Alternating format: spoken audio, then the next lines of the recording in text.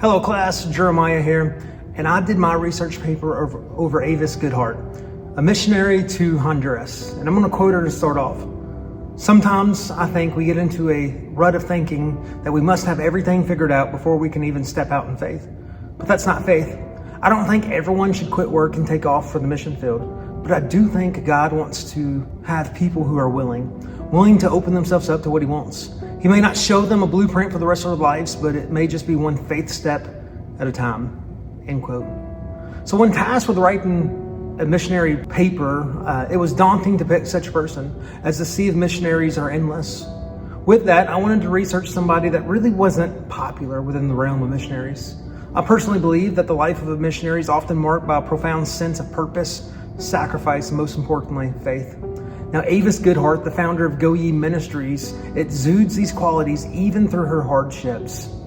The things that happened within Avis's life would easily derail her, yet through these challenges, her faith deepened and propelled her life into a life of mission. Now, this video is going to explore Avis Goodhart, focusing on her personal life as well as exploring her spiritual motivations and ultimately concluding with an evaluation of Avis's missionary work. I hope that you, as a listener, can obtain some lessons through Avis's personal and missional life. Now, being the oldest sibling out of 7 children, her early life wasn't all that normal. Her father dropped out of school in the 8th grade and then joined the Army, which would later lead to him serving in World War II. Suffering with PTSD, her father would move his entire family several times a year. One year, Avis recalls moving to 10 different schools. There was a time in Avis's life when her parents were evicted and they had nowhere to go, so they went to a nearby park. Avis, watching over her siblings while her parents were looking for a place to stay, knew what it was like to be hungry and in need. This happened many times throughout her childhood, so for many years they were just nomads wandering in the wilderness, and this would pave the way for her missionary work. A stint in the hospital having yellow jaundice resulted in the doctors telling her family that her organs would never grow as they should. So at just 9 years old, she felt the weight of something that she had no clue how to carry. By the age of 12, she would realize that her calling into the missionary field was there, but she had no clue what to do with that calling. So it would lay dormant for several years. Her mother would always ensure that at least the Bible was read whenever they were on the road, or that at least attend some church. Avis recalls they had to sleep on a park bench one night in the snow because they had nowhere to go. Whenever she reached 18, she met someone who would later become her husband. It was a boy who had a steady job and a steady income, which seemed like a luxury, but would later come with a price. A quick pregnancy would lead to a topic that she never knew she would have to discuss: abortion. Her then husband would want to abort the child, but Avis wanted to carry the child full term. This man, Wayne, wasn't much of a man in her eyes. During this marriage, Avis was diagnosed with promiscuous anemia and would lead to an addiction to pain medication. Wayne seemed more concerned with other women than Avis. And even after moving to several places, Wayne would find his way around with sleeping with other women. And after 11 years of this, it would lead to another conversation Avis never thought she would have: divorce. Avis would then meet another man, Dean, who would soon mix 2 families into one, but it turns out mixing 2 families is hard, and it wouldn't work out as planned.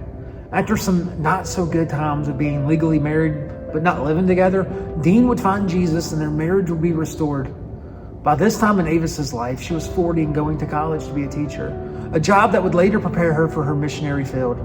Avis would be diagnosed with Bell's palsy, and 10 years later, this would kickstart her missionary calling that lay dormant. Now, despite the discouragement, Avis would use her retirement salary to provide her with the funds to start the ministry of Go Ye Ministries. I quote Avis, "Precious things often carry a high price tag. That explains why most of the big decisions in my life begun with a spiritual battle. My journey to missions did too," end quote.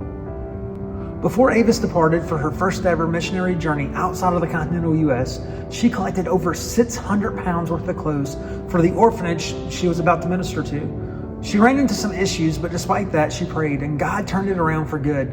This would be the theme throughout her missionary life, yet God would always pave a way when there seemed to be no way. Avis would experience several impacts where she served. Juana Victoria, a widow she met who suffered with epileptic seizures and no one wanted to hire her. So one evening at church, Avis and a team prayed for her. Now, she wasn't a Christian, but her former husband was. And when she was prayed over, nothing really spectacular happened. But Juana never had another epileptic seizure again, and was offered a well-paying job to help her family.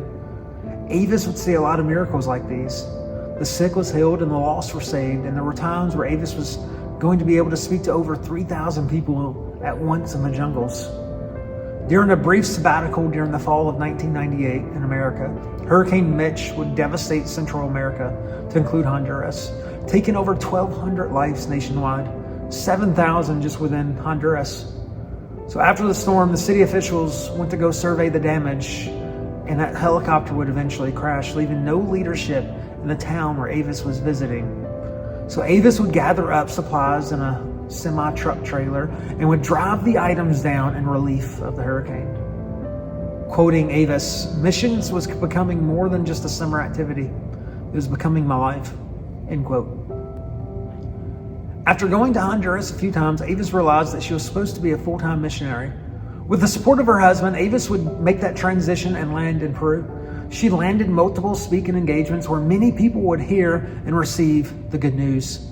Avis noted that she would be asked to speak at a conference in Colombia that was for church leaders and pastors all along Brazil, Colombia, and Peru. The conference would last for 5 days, and at the end of each night, there was a crusade that brought in thousands. Avis recalls that at the end of the week, there would be 8,000 to 9,000 there for the crusade. By this time, Go Ye Ministries was founded by Avis and was launched. This was a ministry based out of Peru to help women in need as well as orphans. Go Ye was able to provide enough money to give the children a healthy meal each Saturday from September until February. These eventually settled into a routine, and soon they were feeding 800 children 3 times a week. Go Ye was a valuable resource to those living nearby, even helping out with bringing a van from the United States for a family. But that also proved to be challenging. But nothing seemed to be challenging in comparison to 9/11.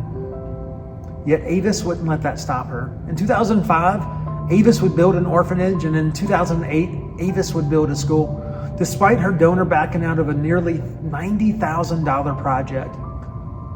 Avis is still living, but has already left a legacy. Throughout her book, there are over 24 testimonies that conclude each chapter that will testify on the impact that Avis would have on those around her due to just being obedient to God's calling. In conclusion, the life and work of Avis demonstrates the remarkable power of faith to transform personal hardship into spiritual motivation. Her deeply rooted faith with God propelled her to overcome adversity and fulfill her calling. Now, her story is a compelling example of how faith can inspire action, bring hope to those in need, and create lasting change. As her legacy continues through those that follow in her footsteps, it's important to be reminded that even when faced with adversity, your faith can impact countless people around the world, including somebody in Kentucky. Thank you.